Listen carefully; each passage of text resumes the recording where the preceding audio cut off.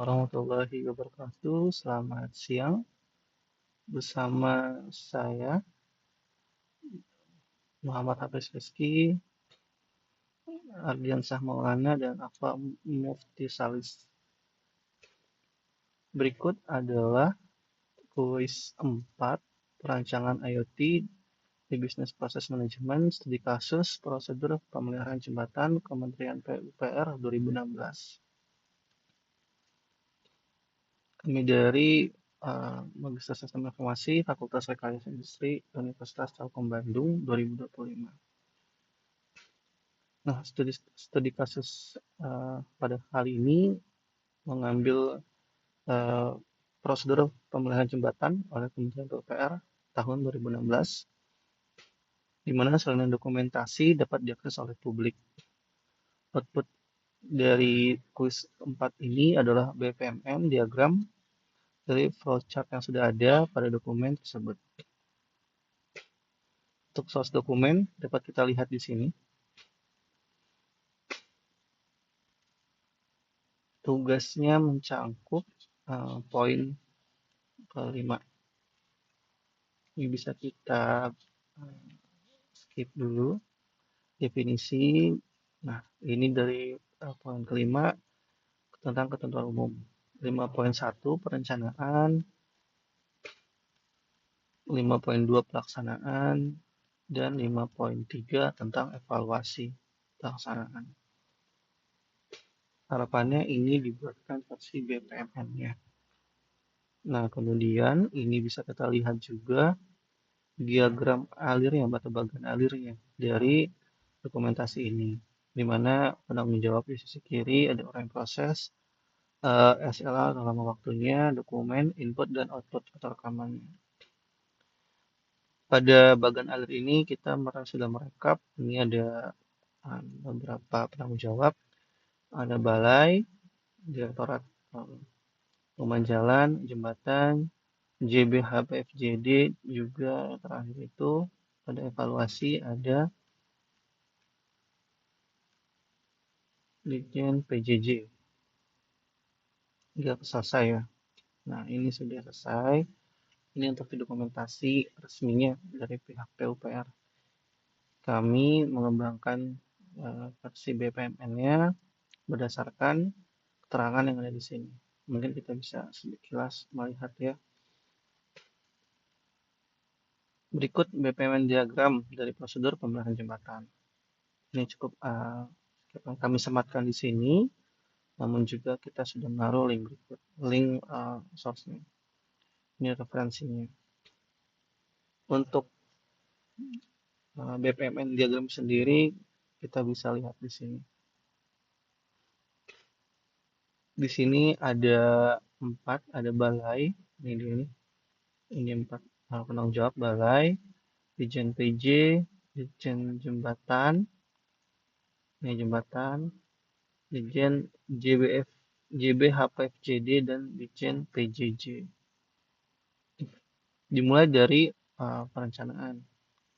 Dimulai perencanaan, melakukan survei. Ini balai melakukan survei sistem manajemen berupa ada beberapa input, data pemeliharaan, data kondisi jembatan, data inventaris, dan data lalu lintas.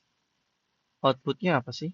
Outputnya data pemeliharaan rutin jembatan mutakhir, data kondisi jembatan mutakhir, data inventaris jalan mutakhir, dan data lalu lintas jalan mutakhir. Nah, setelah melakukan survei, dilakukan validasi. Lalu menyusun penetapan kriteria penanganan jembatan. Outputnya adalah dokumen kriteria penanganan jembatan. Inputnya apa sih dalam proses ini? Validasi. Nah, ini ada input nih, survei sistem manajemen jalan jembatan. Hasil dari survei sebelumnya. Nah, menyusun penetapan, outputnya adalah kriteria penanganan jembatan, di mana kemudian dilanjutkan proses validasi nih.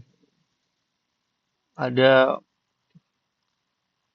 ini diagram paralel gateway, di mana beberapa aktor melakukan secara paralel, melakukan validasi Penanggung jawab di sini ada Dirjen PJ, Dirjen Jembatan, dan Dirjen JBHFP. Jadi ini secara paralel melakukan validasi, kemudian sama-sama melanjutkan mengidentifikasi pola penanganan. Nah, masing-masing melakukan identifikasi ini juga ada inputnya nih, input dokumen data kriteria penanganan dengan kondisi existing yang sudah divalidasi. Masing-masing ini punya input dokumen yang masing-masing kemudian dari tiga penanggung jawab tersebut paralel lagi nih sinkronisasi hasil. Nih, kumpulkan hasilnya, lalu masuk kepada proses paralel lagi nih. Kemudian ini ada menyusun penetapan kriteria. Nah, kalau yang ini menyusun itu ada dua, balai dan ini Dirjen Jembatan. Gitu. Kalau kita kembali ke dokumennya,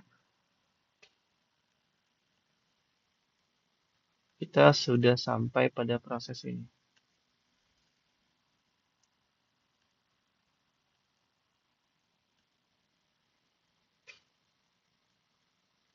Ini pelaksanaan belum. Nah, ini dia. Proses 6 ya, penetapan kriteria dan jenis. Di sini ada balai dan subdirektorat standar dan pedoman direktorat jembatan. Ini direktorat jembatan yang bertanggung jawab juga gitu.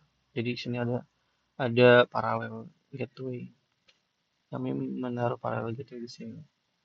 Ini langsung ya. Jadi sinkronisasi langsung di paralel penetapan kriterianya.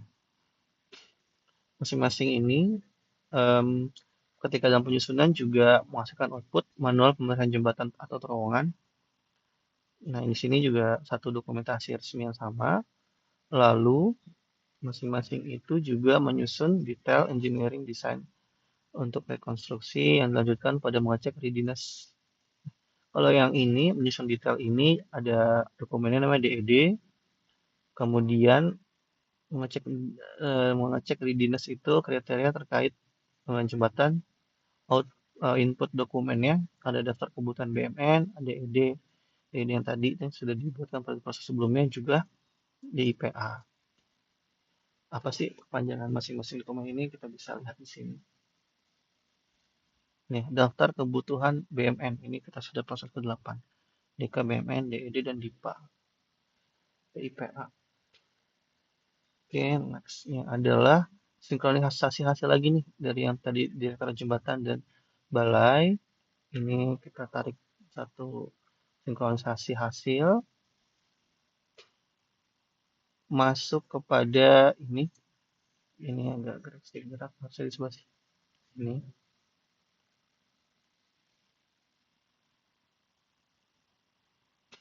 mengajukan pengusulan dan penilaian program anggaran. Nah, ini dari balai, outputnya berupa program dan anggaran yang sudah disetujui. Apakah datanya lengkap gitu? Kalau tidak, belum lengkap, dia akan mundur prosesnya ke sini. Sinkronisasi hasil lagi, lihat lagi dia punya proses, lalu dilakukan lagi nih paralel lagi menyusun kriteria lagi, menyusun penetapan kriteria lagi. Kalau berdasarkan bagan alirnya, bagan alir resminya, ini dia nih. Apakah penilaiannya sudah sesuai atau belum? Oh, ini sorry. Apakah pengusulan dan penilaian program lengkap? Kalau tidak, jangan penetapan kriteria lagi nih di atasnya. Ini dia. Kalau dia belum lengkap, tidak lengkap gitu ya, dia akan menetapkan kriteria lagi nih. Siapa penanggung jawabnya? Balai dan Ditjen Jembatan. Gitu. Jadi dikembalikan lagi prosesnya ke sini. Jika lengkap, kemana?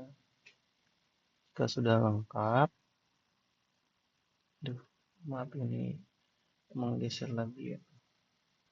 Dilakukanlah proses penilaian nih, paralel proses penilaian oleh siapa aja, oleh balai dan juga Ditjen Jembatan lagi. Itu ini agak gerak. Saya pengen sebentar.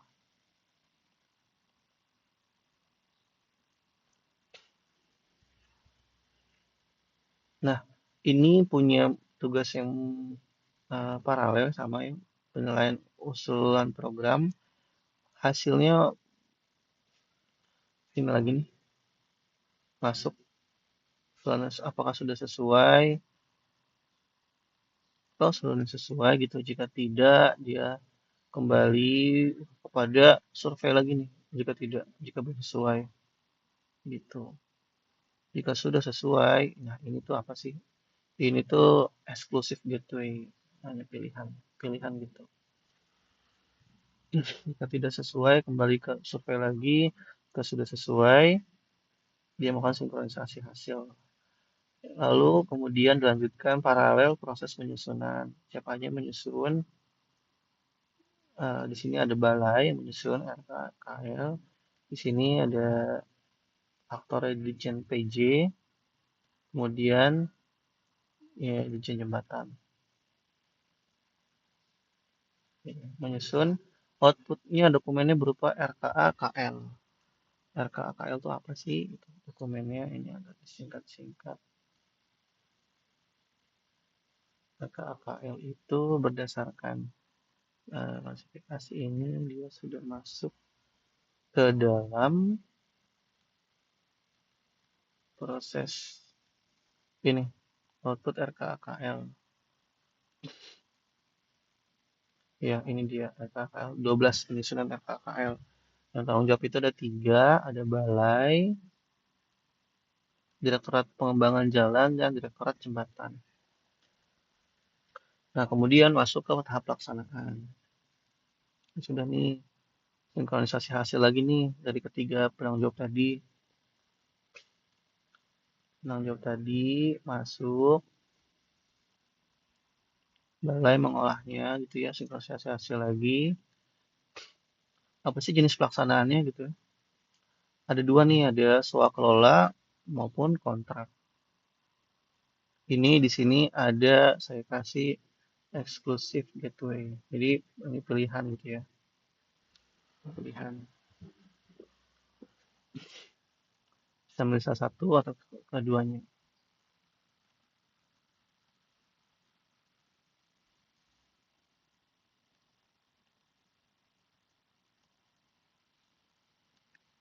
Nah, kembali tadi kalau dia swakelola, dia rutenya melaksanakan program ini balai ya. Melakukan pemeliharaan rutin jembatan dengan input program penanganan jembatan atau terowongan, menyiapkan prakontrak, outputnya apa sih dokumen lelang, HPS atau RPB, jadwal lelang,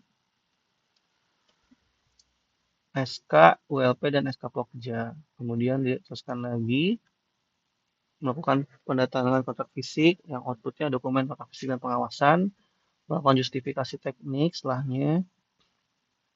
Nah, ini outputnya berita acara dan dilanjutkan kepada evaluasi oleh ini oleh siapa? Jembatan, Direktorat Jembatan ya. Ini Direktorat Jembatan. Itu. Itu kalau yang swakalola ya. Swakalola dari balai langsung dilakukan. Nah, kalau jenis pelaksanaannya kontrak misalnya. Ini penanggung jawabnya juga masih di balai. Melakukan program pendatangan jembatan dengan kontrak. Nah, ini juga ada dua nih, dua jenis pemeliharaan berkala atau rehabilitasi kalau dia konsepnya. Ini sama-sama melakukan pemeliharaan jembatan berkala atau rehabilitasi jenisnya. Nah, ini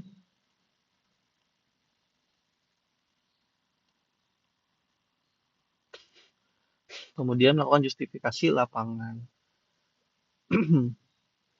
Kalau ini dilanjutkan dari kalau misalkan justifikasinya sudah oke, kita lanjut ke menyiapkan prakontrak. Kalau belum, dia harus justifikasi lapangan lagi. Gitu. Diulang terus hasilnya hingga sesuai.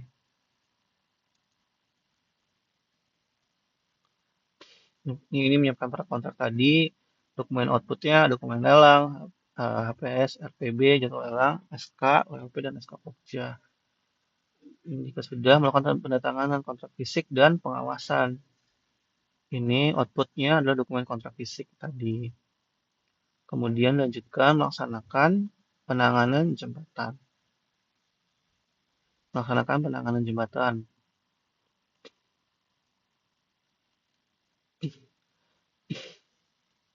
Input dokumen ya, dokumen kontrak dan RMK.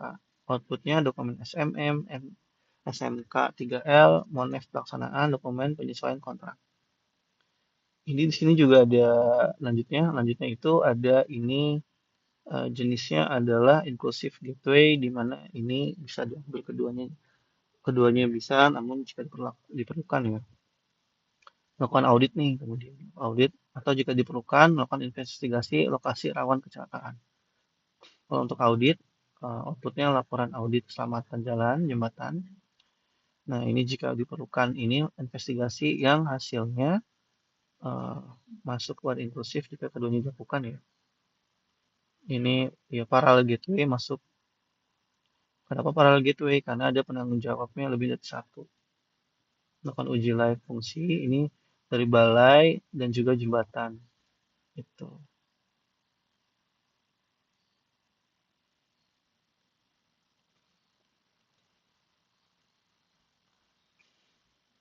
Ini si balai melakukan uji layak fungsi masuk ke ini maksimal 10 tahun jika diperlukan. Ini bisa kurang dari 10 tahun juga bisa gitu. Untuk layak fungsi ini outputnya sertifikat layak fungsi jalan. Ini juga punya sertifikat ya.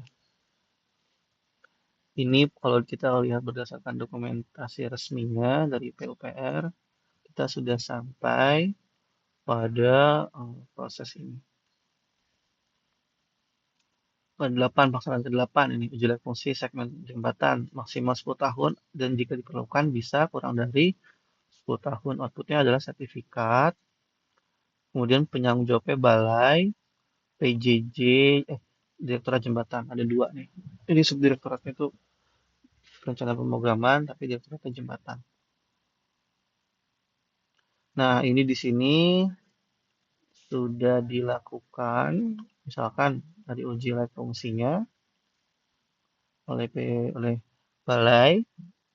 Ini juga ini sama nih kondisinya nih. Ini sini juga ada kondisi jika diperlukan bisa dilakukan pengecekan lalu hasilnya sinkronisasi hasil masuk kepada ini pengecekan ini. Ini apakah sudah sesuai nih? Jika tidak, ini akan masuk ke proses uji layak fungsi lagi. Proses uji layak fungsi lagi. Jika kita identifikasi dari beban alirnya,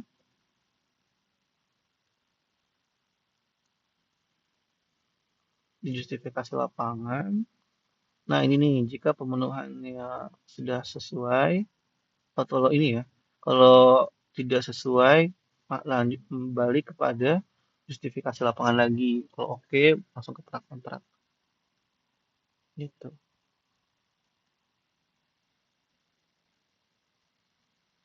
Nah ini jika sudah, jika sesuai kan, jika tidak sesuai tadi kan dia justifikasi lagi tuh, proses uji layak fungsi lagi. Nah jika sudah iya, ini menyelenggarakan penyerahan pekerjaan atau PHO. Ini outputnya berita acara PHO. Lanjut kepada melakukan serah terima pekerjaan atau FHO. Ini berita acaranya serah terima FHO. Di sini juga ada pengecekan. Nah, jika belum sesuai, maka dia harus ke nih, melaksanakan penanganan jembatan dulu nih. Itu. Jika sudah sesuai, updating data sistem manajemen jembatan. Ini sistem ya.